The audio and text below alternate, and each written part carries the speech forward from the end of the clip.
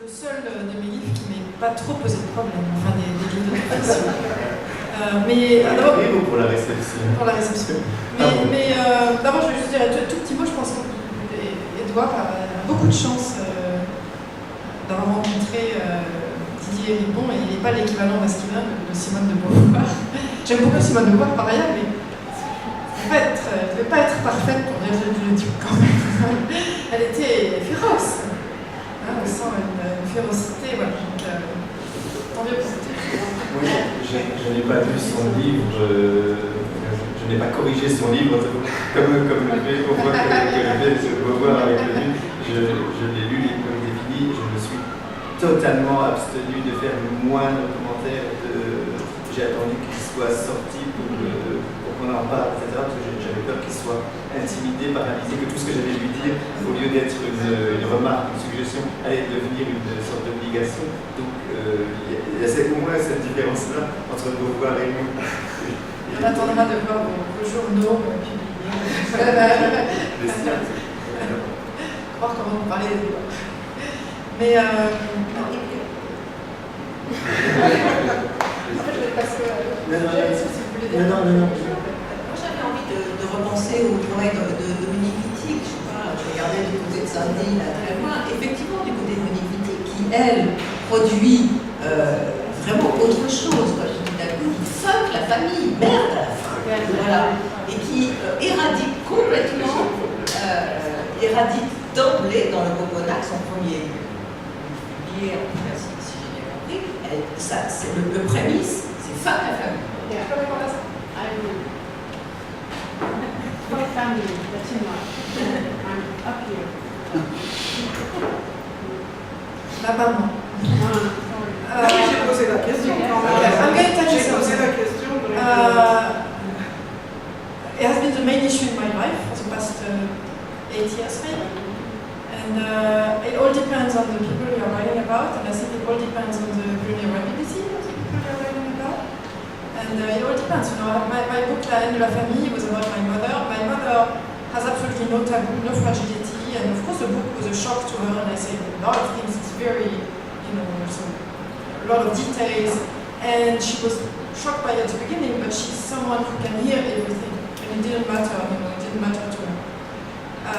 But then, I don't know, it's all a question of whether, I don't know, for me it's, these days I'm turning it into a une question kantienne.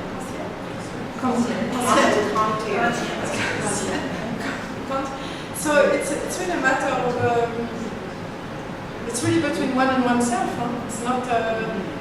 It's if your family hurt you, if you were hurt by your family, I mean there's absolutely no what fuck the family, fine. But I don't think you can say this of another. I don't know, for another human being. It sounds a little bit, maybe it sounds naive to say this, but it's a real problem. Writing is a fucking problem. And I wonder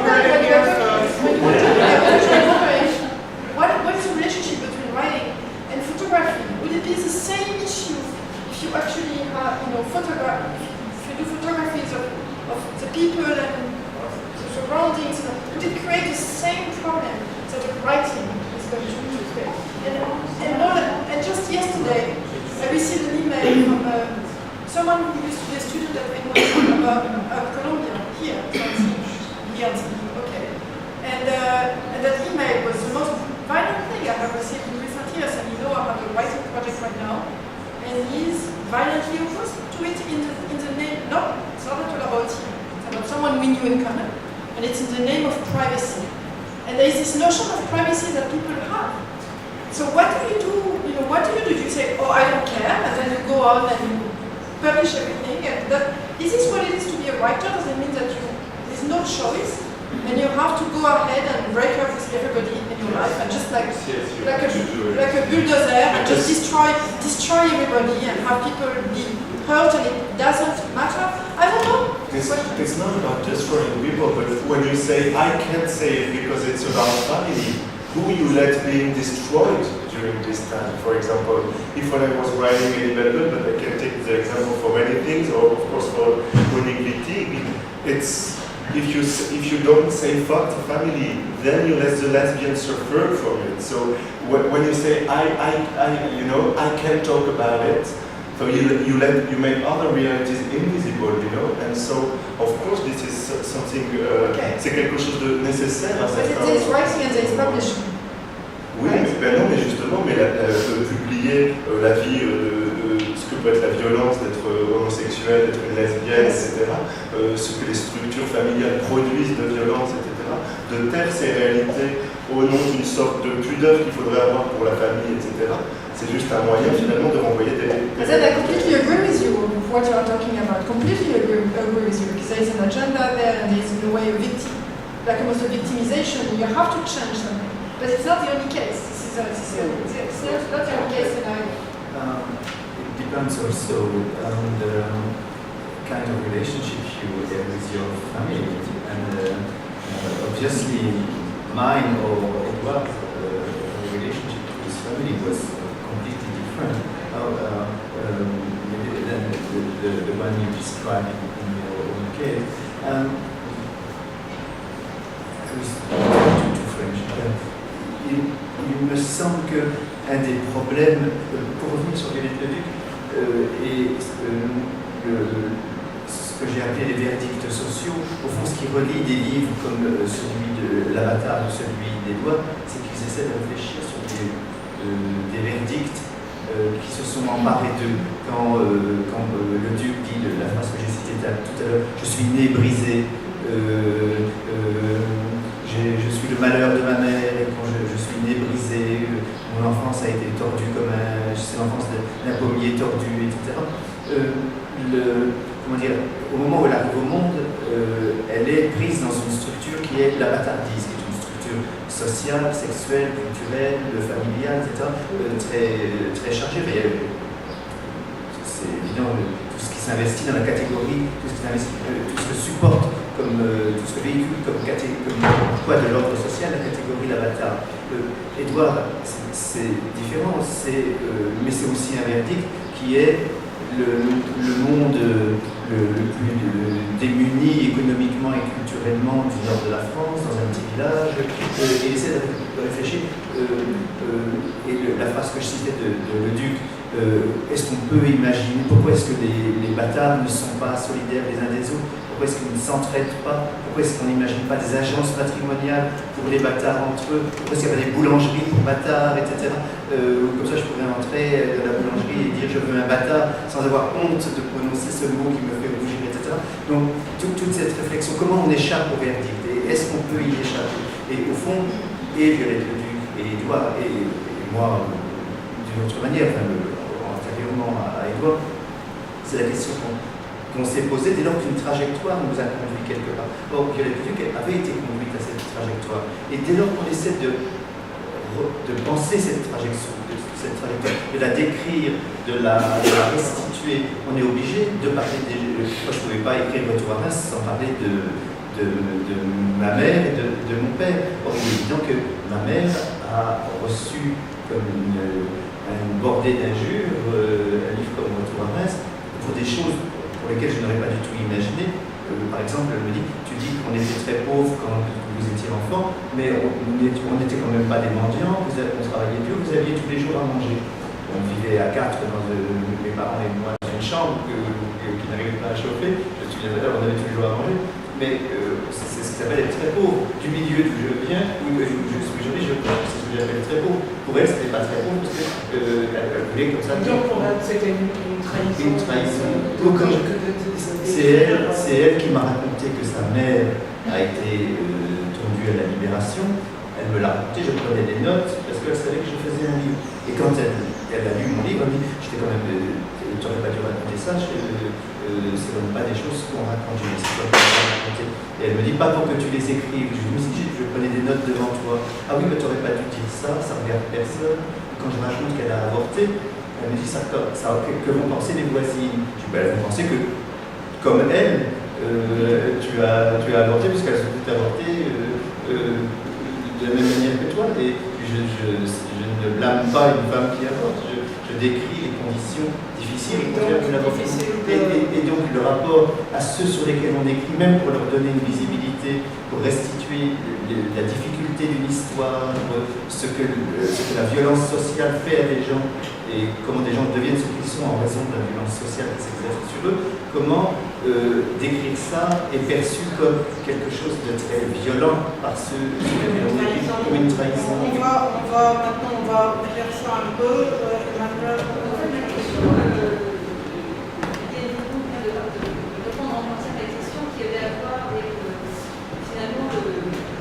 La question du rapport avec le lecteur quand même, parce que quelquefois il me semble que quand vous posez d'éthique, de réaction, c'est parce que les gens qui vous lisent sont des proches, ou parce que vous avez un public vous appartenez au public de vos lecteurs. Quoi. Dans les cas, je ne sais pas, ça m'aurait intéressé de savoir si votre famille a dit votre roman, s'il y a eu un retour sur votre roman, quand on est en culture comme ça, on n'écrit pas pour être lu, on se pas être lu, on s'en fiche, on a envie de savoir quel est le retour, tout ça. Parmi de Sayat, je pense que c'est bien de faire un peu plus de sociologie, de position de l'écrivain par rapport à son public. Sayat, quand il fait ses magnifiques entretiens avec les Algériens sur Europa, tout ça, il fait ça avec eux. C'est un travail c'est un dialogue, c'est pas seulement moi, l'auteur qui parle de ces gens-là.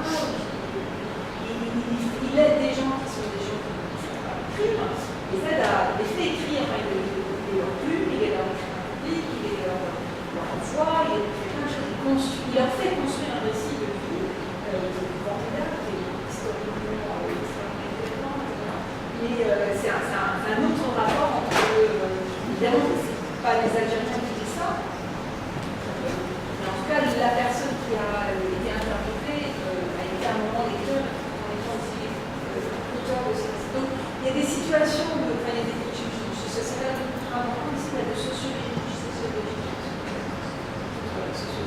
Le rapport au lecteur et le rapport entre le lecteur et l'écrivain. Donc, ce que vous disiez là, je pense que c'est intéressant. C'est pour ça que je appartiens à la question de la façon dont votre mère a réagi. Est-ce que je peux faire la voix sur cette question-là? C'est sur un phénomène qui touche vraiment Plus fort, s'il te plaît. sur un phénomène qui est très directement lié à cette question-là, mais un peu textuel, celui de la pseudonymie.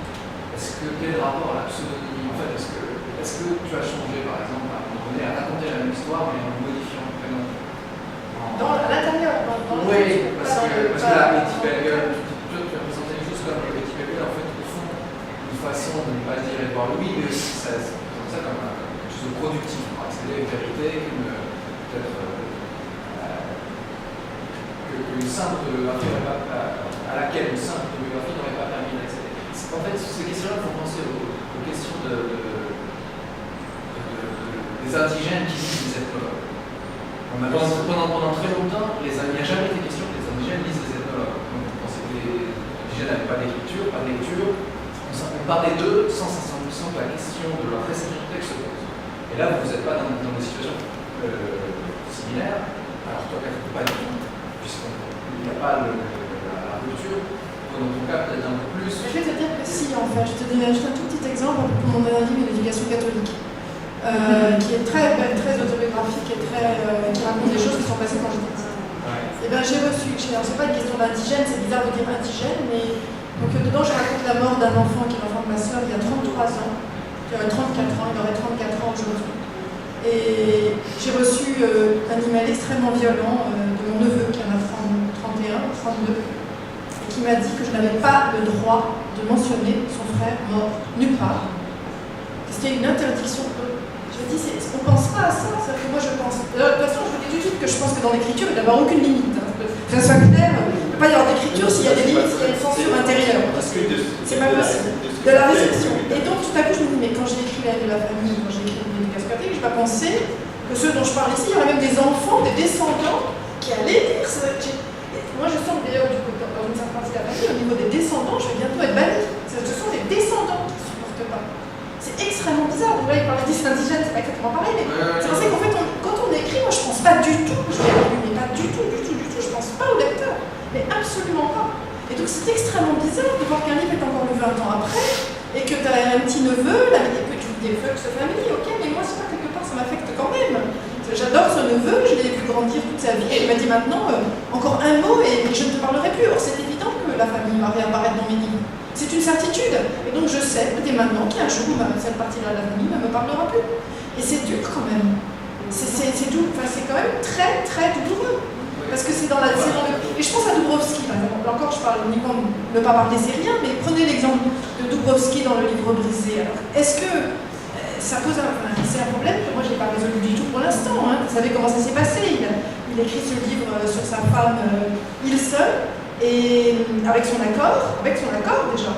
C'est énorme. Et puis, il lui envoie, il était parti à New York pendant qu'elle était restée à Paris. Il lui envoie de New York les 2 chapitres qui étaient les plus forts, les plus beaux, extraordinaires, dont il était quand même très fier et qui racontaient ses avortements et ses fausses couches à répétition et son alcoolisme. Et puis une semaine après, elle est morte. Et elle est morte et il ne sait rien, il ne sait pas, mais il y avait dans le frigidaire une bouteille de vodka vide alors qu'elle ne devait absolument plus boire. Il y avait des médicaments, mais ça pose une question quand même, non? Je ne sais pas. Peut-être pas. Je ne sais pas comment on vit après. Je sais pas, non, je pense que d'abord, en effet, il y a toujours ce phénomène qui apparaît comme violent d'abord, puisque je crois que justement des intérêts majeurs de la production littéraire, intellectuelle, artistique, etc., ça a été justement dans l'histoire de sans cesse déplacer cette frontière entre ce qui est public et ce qui est privé. Et donc c'est, voilà, quand Simone de Beauvoir publie ses romans, le deuxième sexe, etc., mais on lui dit mais ça c'est privé, ça ne nous intéresse pas, ces histoires de bonnes femmes, ces histoires de qui fait quoi à la maison, etc. Et donc justement, dans ces cas-là, ce qui est renvoyé au privé, donc qui est renvoyé au silence, c'est une manière de dépolitiser des problèmes fondés par la politique. Et l'autre chose, c'est qu'en effet, ce que je crois qu'il est important de faire, c'est, comme disait le Geoffroy de la Gannerie qui est là dans son dernier livre, c'est justement de problématiser la question de ses appartenances et justement à qui on appartient. Et on n'appartient pas forcément là où on a été jeté au monde arbitrairement. Et moi, quand j'écrivais Eddie Bellegueule, je pensais que les miens, justement ceux à qui je pensais en écrivant, c'était les lesbiennes, c'était les gays, c'était les femmes, c'était les étrangers adjectés, etc.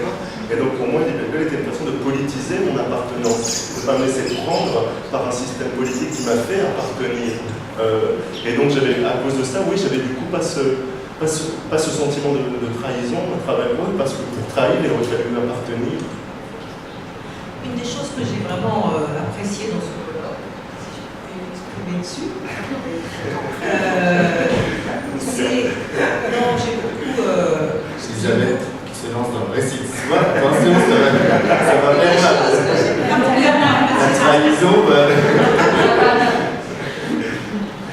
c'est tous ces moments où on voit finalement, y compris dans le devoir d'ailleurs, en fait, les œuvres littéraires, plastiques, etc., c'est des travaux de collaboration. Il y a plein de monde qui participe au travail de l'œuvre d'art ou de l'écriture.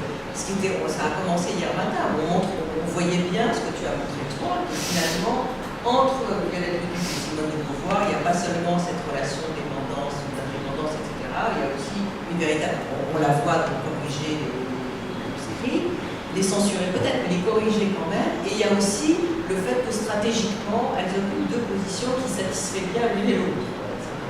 J'étais très frappée par l'idée qu'il y a 2 stratégies à l'œuvre, finalement. Et on a vu au travers tout ce colloque, finalement, y compris dans le film, etc., que finalement, tous ces processus de production, que sont l'écriture, de production de choix, que sont l'écriture dans le domaine film, cinéma, les arts classiques, il y a plein de forces à l'œuvre, qui ne sont pas seulement... qui sont donc d'abord micro, et qui permettent finalement de j'aime bien comment Catherine Violet parle de l'œuvre de Leduc, parce qu'elle fait de la critique génétique, et effectivement, on voit comment les choses sont non seulement jetées comme ça au monde, mais qu'elles sont travaillées, qu'elles sont retravaillées, qu'elles impliquent des autres. Sandy nous a raconté hier son travail avec Monique Wittig. Donc il y a toujours cette idée que finalement, voilà, il y a des stratégies à l'œuvre, il y a des forces à l'œuvre, et quand on est dans le domaine public, c'est-à-dire de la publication, ça on le voyait bien avec Violette Leduc, mais on l'a vu à chaque moment effectivement, il y a la donnée du papier, il y a la donnée de l'écriture, il y a les censures qu'on impose, il y a le retravail. Un mot sur l'interpellation qui est faite justement sur la réception, ce dont on parle et qui vise le livre. Moi, évidemment, j'imaginais pas du tout que ma mère ou mes frères allaient lire mon livre. Ma mère me téléphone en me disant il est sorti ton livre, est-ce que tu crois que si je vais à la FNAC à Reims, je vais le trouver? Parce que je lui avais pas envoyé, c'était une manière de dire non, bien sûr, je vais te l'envoyer. Je ne l'avais pas envoyé, j'étais terrorisé parce qu'en écrivant ce livre, j'avais parfaitement conscience que j'exerçais un droit dont elle est dépossédée, c'est-à-dire d'écrire sur sa vie. Ce qu'elle ne peut pas faire, je le fais à sa place, mais je le fais à ma manière. Donc, pour lui rendre justice, à des vies comme les siennes, femme qui a été abandonnée, orphelinat, qui est devenue femme de ménage, etc., pour rendre justice à cette femme qui a été ma mère, je parle d'elle, mais je dois dire que voilà, elle est raciste, elle dit des choses, toutes les raisons quand je me suis pas réconcilié, je suis retourné à la mort de mon père, j'ai aussitôt retrouvé avec comme ça une sorte d'épouvante toutes les raisons pour lesquelles j'avais voulu fuir ce milieu, c'est-à-dire le racisme obsessionnel, la télé qui hurle toute l'après-midi, des choses comme ça. Donc, en restituant tout ça dans mon livre, je savais que j'exerçais une violence. Et elle l'a lu, et de fait, elle a reçu ça, mes frères, ma famille ont reçu ça comme un geste très violent à leur égard, comme si je les ramenais à l'infériorité, comme si un de mes frères m'a écrit pour qui tu te prends de parler comme ça de nous, etc. Et un de mes cousins m'a écrit, tu dis dans ton livre que tu avais honte de ton frère qui était apprenti boucher, je ne vois pas pourquoi on a honte d'être boucher, je suis moi-même boucher, j'ai pas honte. Donc les mails, les réactions de ma famille étaient comme ça, j'en ai été physiquement malade de ça, je ne peux pas dire, ils me font chier, c'est des cons, je les emmerde, etc. Je parlais d'eux et recevais ce que je disais d'eux comme une violence. Mais si le protocole avait été, je vous montre ce que j'écris de vous avant, comme c'est le cas aujourd'hui pour les anthropologues, je ne fais rien sans, je n'aurais pas écrit ce livre. Or, ce livre, je crois, décrit des situations sociales qu'il fallait décrire. Et évidemment, mon protocole d'écriture, le contrat avec le lecteur, comme dirait Jean-Louis, entre un roman, le statut littéraire du texte d'Édouard, du texte de Catherine, ça leur permet d'aller dans des détails, des descriptions infinitésimales de petites choses. Et tandis que le statut que je voulais théorique de mon livre m'empêche de faire ça. Donc, au fond, je crois qu'Édouard avait été marqué, j'avais dit un jour devant lui, un des problèmes de Retour à Reims, c'est que Bourdieu dit toujours, pour décrire ça, il faudrait être Virginia Woolf, pour décrire ça, il faudrait être Thomas Bernard. Et moi, je dis toujours, mais pourquoi vous ne le faites pas? Et d'une certaine manière, j'ai voulu faire ce qu'il n'avait pas fait. Et ayant dit ça à Édouard, il a pris cette phrase de Bourdieu que je lui transmettais au mot, et pour décrire ce qu'il voulait décrire, il fallait faire un geste littéraire, donner à son texte un statut littéraire. Et donc, forcément, faire ça, quand on est Thomas Bernhardt, par exemple, il m'a comparé à Simone de Beauvoir, je peux comparer à Thomas Bernhardt. Si on est Thomas Bernhardt, on déplaît à tous les gens qui ont écrit. Thomas Bernhardt n'a pas beaucoup plu aux gens à son pays, il a été honni, il a été procès en permanence, etc. Excuse-moi, mais on a un peu de temps pour... on va ouvrir ça. Laurence Marie voulait poser une question et puis on va regarder bien ensuite. C'est une question à laquelle vous avez partiellement répondu, tout comment en fait ce que disait Vincent. Juste par rapport finalement au contenu de ce qui est écrit, qu'à la fin, au lecteur à laquelle cela s'adresse. Vous mettre debout un peu parce que les acoustiques... Non, je vais parler plus fort. Pour moi, la grosse différence, et si vous avez expliqué déjà, entre ce que écrit Catherine et ce qu'écrit Didier et Édouard, c'est les personnes qui sont mises en scène dans ces livres ne sont pas finalement Et il y a une forme de violence symbolique très très forte qui est beaucoup plus importante finalement que même ce qui est écrit que on dit sont des racistes ou comme ça, c'est juste le fait aussi que, par exemple, au départ, je me dis que Fanny, ce que vous avez dans votre livre, il y a les deux enfants littéraires extrêmement raffinés avec deux niveaux de lecture, deux niveaux de style. Et votre famille, je me dis, quand elle lit le livre, elle le lit pour les degrés avec les scènes qui les concernent. Et donc, vous adressez à mon sens avec un collecteur cultivé qui n'est pas celui qui est Des théologues et des origines, en fait. Voilà, ça rejoint, et donc c'est. Voilà, comment est-ce qu'on écrit en ayant ça à l'esprit, évidemment, sachant que la personne qui. Non, mais vous avez tous les deux répondu en disant, en fait, on fait un travail, on peut dire, je fais un travail politique. Toi, tu dis, je fais un travail sociologique de dévoilement d'une violence sociale dont ces gens sont victimes sans en être conscients, sans qu'on le sache, etc. C'est des types de Il faut parler plus fort parce que c'est. Non, vas-y. Non, mais ils doivent le comprendre. Je comprends le sens de votre question. C'est pas des choses qui sont. Non, mais ce qui est certain, c'est que des gens qui ne lisent pas de livres de sociologie parce qu'ils ne lisent pas de livres tout court, quand ils sont ou de romans parce qu'ils ne lisent pas de livres, quand ils lisent un livre parce que le livre porte sur eux, qu'ils ont. Comment dire, ceux qui, dans mon cas, voulaient être une description sociologique qui visait à leur rendre une place sociale, une visibilité. Je n'aime pas le mot réhabilitation, mais je pourrais dire ça, à réhabiliter ceux qui sont, qui est ostracisé, invisibilisé dans la politique, etc. Ce geste-là n'est pas perçu quand ils le lisent,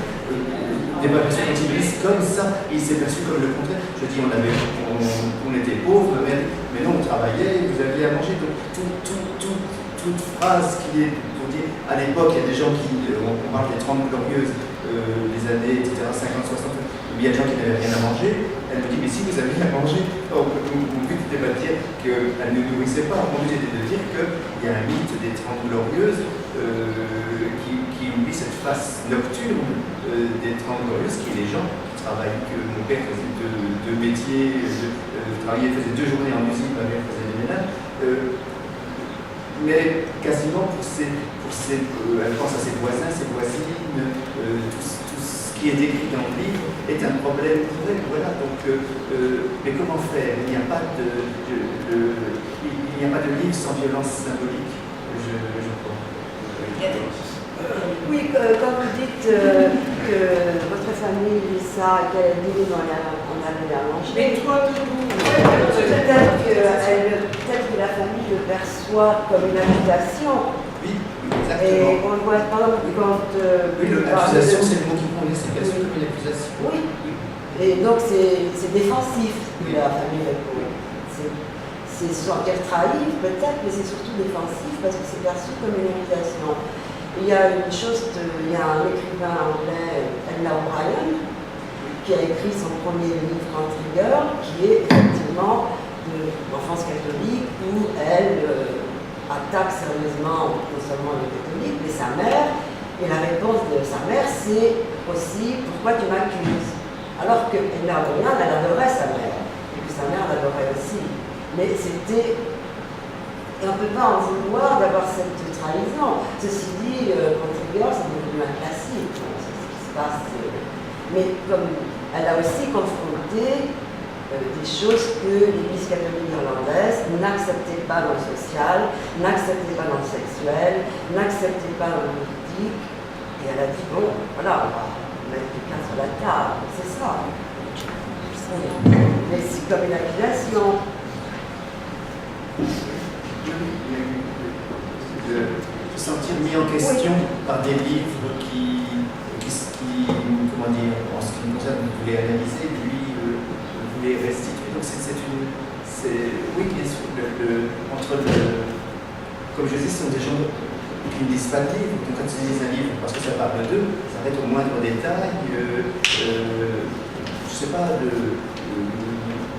prendre un autre exemple, mais la mère m'a dit, tes frères sont furieux parce que tu dis qu'ils n'ont pas eu le bac, qu'ils ne sont pas allés jusqu'au bac. Et elle me dit, c'est pas parce qu'ils n'étaient pas intelligents, c'est parce que l'école ne leur plaisait pas. Je dis, mais vraiment, c'est l'objet de mon livre, c'est d'expliquer pourquoi il y a des gens à qui ça ne plaît pas et qui sont comme par hasard toujours les enfants des classes populaires, et qu'il y a des gens qui ne se posent pas la question, ça savoir si ça plaît ou pas, et qui suivent des études. Donc, rien que ça, de dire que mes frères avaient été éliminés du système scolaire et que l'élimination fonctionnait d'autant mieux qu'elle passait par une auto-élimination, comme si c'était un choix qu'ils faisaient alors que c'est un destin auquel ils sont voués. Simplement dire ça est perçu comme une accusation. Elle nous dit qu'ils ne sont pas moins intelligents que toi. Mais ça devient un problème de comment communiquer, parce que à ce niveau-là, même si les journalistes font du fact-checking, c'est aussi un problème comment communiquer. Parce qu'il y a aussi l'évidence que je n'écrivais pas pour ma famille. J'écrivais sur ma famille, mais je n'écrivais pas pour eux. J'écrivais pour eux au sens où j'écris en leur faveur, mais pas pour eux comme lecteurs. Les lecteurs auxquels je m'adresse, c'est pas eux. Bah oui, c'est la question. Morgane et puis Zoéna. Ouais, j'ai deux remarques. La première remarque, désolée si je crie un peu, la première remarque, c'est pour ce que tu disais, Elisabeth, sur la radicalité, la singularité totale de l'unifitique. Je suis totalement d'accord. J'ai l'impression qu'il y a aussi une radicalité dans ce que tu fais. J'aimerais savoir ce que tu en penses. En finir avec Eddie Bellegueule, c'est comme si on se posait la question du générique. C'est un peu les pastiches et mélanges de Proust. C'est-à-dire au début, il a écrit pour se débarrasser d'un style qui est comme ça, mais en venant d'une culture bourgeoise. Sa culture à lui, c'était Flaubert, Balzac, et donc il a écrit ce premier livre pour ensuite pouvoir écrire.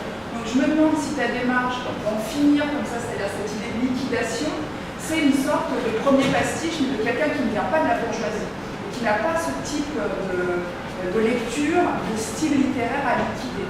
C'est ma première question. Ma deuxième question serait pour Catherine Pucet. Vous parliez du fait que votre livre avait été qualifié de gay. Et je pensais à Catherine Millet, certes, mais aussi à Christine Angot dans l'Inceste, qui disait j'ai été. Non, avec toute la polémique que ça a suscité. Et Angot pense aussi le sexe et la classe sociale dans le marché des amants, par exemple, quand elle relate son histoire. Je me demandais si c'était un auteur aussi de référence sur le trouble dans l'identité, dans le genre, et la discussion sur son histoire avec quelqu'un de classe sociale radicalement différente.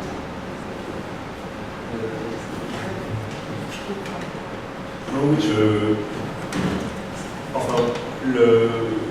en l'occurrence, donc je voulais bien sûr parler de ce milieu, et par rapport à ce que vous disiez tout à l'heure à propos de la trahison, etc., c'est vrai que j'avais en tête cette idée qu'il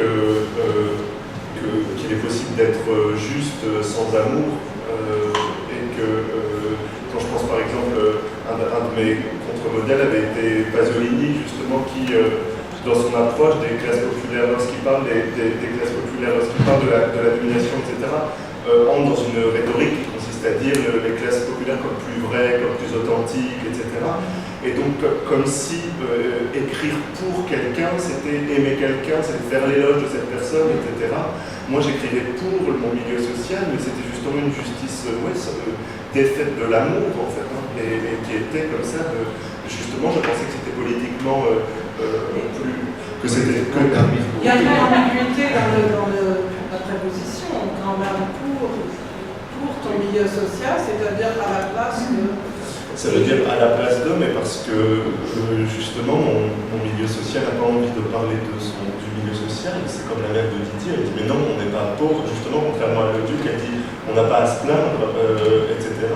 Et alors en revanche, par rapport à ce que tu disais à propos de Proust, etc., je pourrais dire que ça a été, pour moi, l'inverse, ça n'a pas été de chasser un langage, mais ça a été justement de donner une place à un langage. Et justement, un des principes de construction du livre, c'était de mettre au cœur le langage qui avait été celui de mon enfance, ce langage oral, très populaire, très métaphorique en fait, hein, aussi très imagé, etc. Parce que c'est vrai que quand j'ai commencé à vraiment m'intéresser à la littérature, etc., j'avais toujours l'impression que ce langage était exclu de la littérature, et que la condition de la littérature, c'était d'exclure ce langage. Et c'est incroyable de voir que même des auteurs comme par exemple Céline ou Faulkner, qui sont des auteurs qui ont essayé de se rapprocher le plus possible du langage populaire, ils disaient finalement toujours, tous les deux, mais ce n'est pas ça. Comme si en dernier recours, il fallait retracer la frontière pour acquérir la légitimité littéraire. Et c'est inutile, de la partie du subjonctif, tout ça qui est vraiment un rêve de la bourgeoisie, que même la bourgeoisie n'utilise pas, etc., un fantasme. Et donc comme si cette condition de la littérature était l'exclusion de ce langage. La question c'est de savoir si tu as liquidé cette langue, mais ça on peut le savoir quand il y aura quelque chose d'autre. Est-ce que tu l'as mobilisée pour la remobiliser en permanence ou pour juste la liquider et faire différente? La réponse est non. La réponse est non. Dans mon livre suivant que je suis en train de terminer en ce moment, j'essaie justement de pousser le plus loin possible la recherche par ce langage. Parce que justement, ce qui m'étonnait beaucoup quand Ernaud parlait de son travail, c'est qu'elle disait, alors justement c'est un milieu social différent, mais elle disait, je veux écrire comme on parlait dans mon enfance, c'est-à-dire sans métaphore, sans construction, etc. Et moi j'avais l'impression que c'était l'inverse, c'est-à-dire que dans mon enfance, on n'appelait presque jamais une chose par son nom, en fait. Et c'est en fait au contraire un langage extrêmement imagé, métaphorique, etc. Et donc dire le langage de ce monde-là, c'est dire ce monde-là, c'est donner une place, c'est lui donner une visibilité. Et voilà, et donner une visibilité, c'est déjà quelque chose, je crois, d'immense. On disait c'est parler à la place d'eux, mais moi, quand ma mère vote pour Marine Le Pen, elle dit c'est parce qu'on ne parle jamais de moi, c'est parce que tout le monde s'en fiche de nous, c'est parce qu'on n'intéresse personne, etc.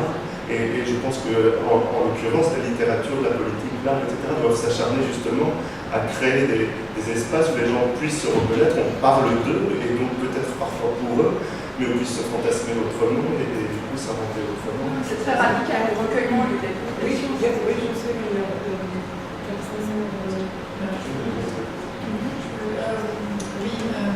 je crois que c'est très juste parce que ce dont vous avez parlé, dire que l'écriture, quel que soit finalement le milieu social, exerce une violence symbolique.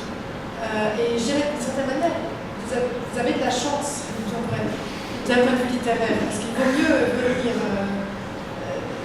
Il y a une sorte de justification, j'entends une justification, j'entends que vous faites œuvre dans plusieurs sens, alors que de mon côté, il ne reste que la trahison.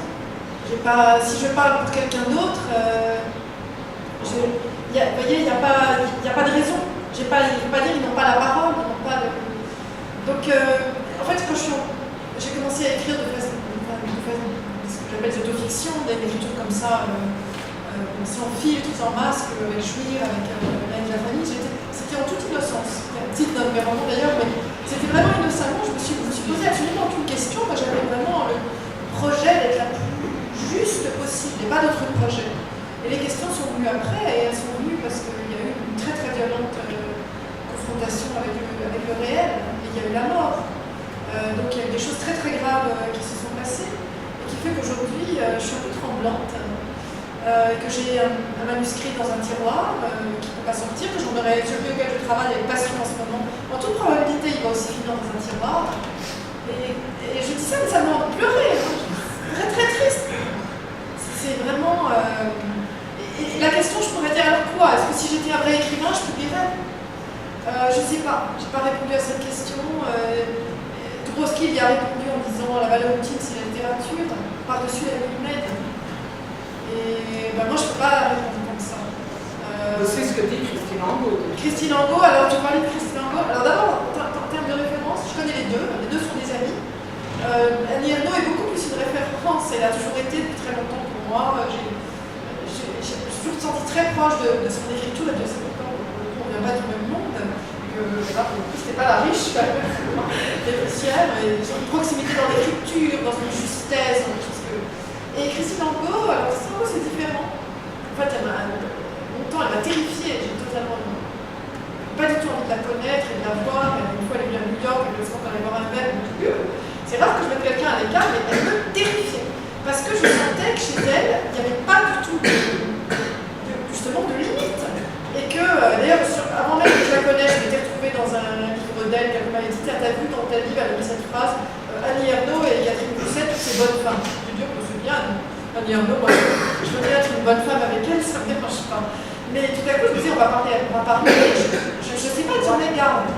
Je me suis dit, je vais retrouver, mais vous voyez, donc je me suis retrouvée pour la première fois dans la position de la victime, de celui que l'écrivain, comme ça, risque d'une Et je comprends qu'il y a des gens qui ne veulent pas me connaître, qui ne veulent pas me rencontrer. Je vois bien la peur des gens. Je la comprends, cette peur.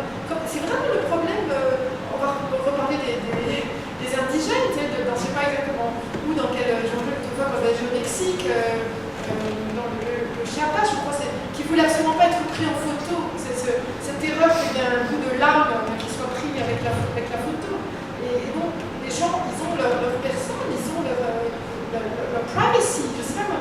Donc, moi, quelque part, je m'en fous, j'ai envie d'écrire, mais je ne peux pas, tout à coup, la vie est intervenue. Et le jour où Édouard Louis va écrire son livre sur Didier et Ribon, vous voyez, pour l'instant, sa famille, il a une nouvelle famille, il est sorti de sa famille, il est entré dans une nouvelle famille, il l'a accueilli à bras ouverts. Mais le jour où il va formellement, publiquement, il est témoin, il dit qu'il n'en est pas question. Oui, heureusement, Parce que- il a pas de droit. c'est pas à toi de décider. Donc, qu'est-ce qui se passe à ce moment-là? Fuck the family? Je sais pas. C'est compliqué. Oui, fuck the family, c'est très bien du moment où on n'en fait Quelle pas famille? partie. Non, c'est une remarque très juste, c'est qu'on s'autorise des choses et on n'aimerait pas que d'autres, on n'aime pas que d'autres se autorisent à notre propos. Donc c'est évident qu'on est dans des contradictions insurmontables. Il y a une dernière question que Zoe Leonard brûle de poser depuis très longtemps, et puis on va boire un verre ensemble. Well, I'm not, it might sort of follow up on Could you please stand up and boom? maybe could I use that instead? Sure. It's kind of hard to Please, get. thank you. Yeah, I'm not sure if it fits, but it's sort of maybe related Goes to Morgan's first question. My head's spinning a little bit because my French isn't that good, so I've missed some of the finer points. But in a lot of these questions about sort of telling the story and not telling the story, and sort of the dangers of telling or not telling the story, I kept going back to some points that Elizabeth had brought up earlier in your paper about these different strategies of writing and sort of the techniques and forms of writing, the telescoping of tenses and choosing pronouns to avoid certain patriarchal structures of language, and the montage and collage aspect of Violette Leduc. And I kept sort of thinking about, is there a distinction, and is it worth making a distinction between the idea of writing a self and the inevitability of the autobiographical? Like, are those two things, do they always arrive in the same place? Like what I felt, part of what you were saying about fatigue also is that it's the construction of a self that cannot necessarily be held stable in a narrative, right? It's where the construction of the self is understood as a construction and is something that is happening formally and structurally in the moment and not necessarily held by the telling, and cannot be entirely, that the self cannot be entirely contained, through the narrative. And so this is why I'm sort of starting to bring this in a little bit, because I think that I keep wondering about this distinction of, is autobiography the only way to write a self? And something else you brought up also, Elizabeth, about being an art critic and how that is in fact a writing of self, as understanding the self as a receiver and an observer and a kind of curator of others' thoughts and responding to them, and that so the self and desire and politics and all those things are there, but using a different kind of frame. So I'm sort of asking all of you, it's not directed only to Elizabeth, but drawing on some of your ideas. And also when you brought up Darwish earlier, kind of the idea of the I, like the first person in Darwish, is not always an autobiographical I, right? It's the I as a stand-in for the many I's that do not speak, right? So when many of the other authors that you brought up in this conversation have there's an idea of self written, not necessarily within the autobiographical story. So if you could address that.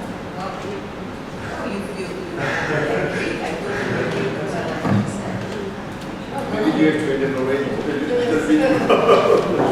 Like, do you think that's a distinction worth making? The idea of virtue itself? Well, you've summed it up. No, it's true. It's a question that we should reverse to, to the three writers here. I think it's true that the sort of, bon, je vais reparler français, mais en projetant finalement ces questions-là dans le champ des arts visuels, enfin du visuel, c'est vrai que tout d'un coup, il y a quelque chose qui se creuse complètement, qui est effectivement l'idée d'une construction du jeu qui se produit en dehors de tout récit autobiographique. C'est vrai, et c'est le propre même, d'ailleurs, on peut dire du champ visuel des arts plastiques, d'un certain point de vue. Donc, en projetant ce fossé creusé finalement par les productions artistiques ou visuelles, la question de la culture visuelle, comment effectivement comprendre ce rapport entre cette écriture, cette écriture historique et chronologique, un soir, avec sans la construction autobiographique. C'était un peu la question. Mais moi, je suis totalement. Je comprends. Voilà, je suis tout à fait d'accord, évidemment, puisque j'ai choisi cette position dès le départ de notre débat. Je ne me sens pas du tout dans l'écriture d'une autobiographie en écrivant de la critique d'art, c'est évident, en écrivant l'histoire de l'art, en faisant des séminaires, où j'interroge les artistes, évidemment pas. Par contre, je vois bien qu'il y a une expérience qui s'est construite, dont je peux parler en toute légitimité puisque c'est la mienne, et que cette expérience qui s'est construite, effectivement, m'écrit. Voilà. Alors, je pense aussi que enfin, je pensais à ça avant pour faire des remarques personnelles, qui est que j'ai été construite par une écriture journalistique où on n'a jamais de jeu, qui est l'écriture française, interdit le jeu, on doit toujours cacher le jeu. Et j'ai été forcée de me construire un jeu, puisque j'ai été activiste dans la lutte contre le sida, j'ai perdu 80. Finalement, mon événement formateur, c'est la mort de mes amis, c'est ce qui a construit ma rage et ma colère, qui a construit ce jeu. Donc effectivement, ce rapport avec la voix des autres, les événements sociaux, politiques, etc., construisent pour moi quelque chose que je considère à la limite effectivement plus comme une construction personnelle, sur une personne, plus que comme une construction autobiographique. Voilà. Donc j'arrête. Zoé voulait savoir si on peut parler de ça dans le champ de l'écriture. Moi, ce matin, j'ai voulu échapper justement à la question de l'autobiographie, de l'autofiction, en développant l'idée d'auto-analyse. Et comment dire, pour moi, il ne s'agit pas de construire un moi, il s'agit d'explorer les structures qui l'ont produit. Et donc, il n'y a pas un moi, mais plusieurs moi définis par plusieurs structures, de la même manière que je disais que le duc c'est une bâtarde, mais c'est aussi une bâtarde qui est fille d'une femme de ménage et d'un homme de la bourgeoisie qui ne reconnaît pas l'enfant. Donc c'est une structure à la fois de l'ordre familial et sexuel, mais aussi une structure de classe.